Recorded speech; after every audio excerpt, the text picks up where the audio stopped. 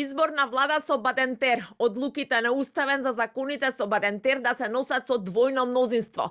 Членството на Македонија во Европската Унија и договорот кој што Дуи го нуди за спас на државата.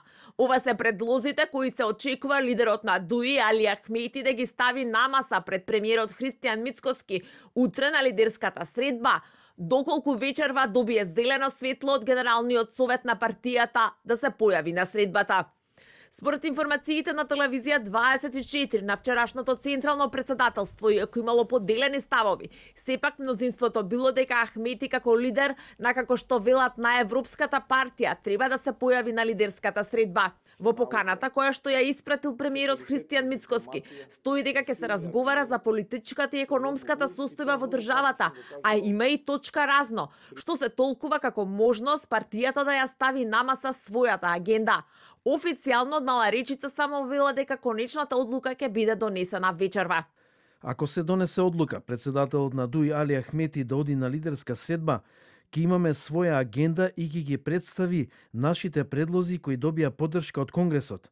Договорот за прогрес на државата, двата Бадентера за избор на влада и за одлуките во Уставен суд, како и членството на земјава во Европската Унија.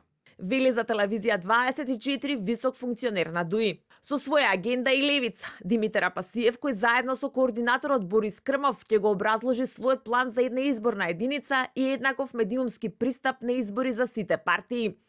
Од Бихачка пак и денеска само ги повторуваат аргументите на нивниот лидер Венко Филипче за бојкотот на утрешната средба иницирана од премиерот. И денеска повторуваат дека не смее да се укине како што вела техничката влада. На Мицкоски и на ВМРО им се брза со предвремени избори и мигранти за пари, но факт е дека не се созреани условите во општеството за укинување на техничката влада поради криминалната власт. Техничката влада мора да остане и СДСМ ќе ги искористи сите демократски механизми да го заштити изборниот процес и слободната волја на граѓаните. Со агендата на премиерот пак се согласуваат неговите коалициски партнери. Одвреди отворени за евентуални разговори за изборниот модел, а за техничката влада на ист став како ВМРО ДПМН.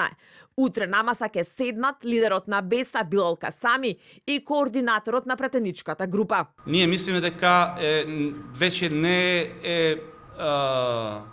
не мора да не е должно да истата техничка влада да постои уште, пошто таа е составена кога државата беше на кризен модус.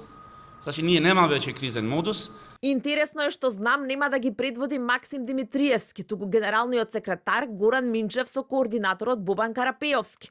Официјално Мицкоски кажа дека во фокусот на средбата се реформските закони, како и изборот на народниот правобранител кој што може да го спаси само Дуи Али Ахмети со Бадентер, како и укинување на пржинската влада.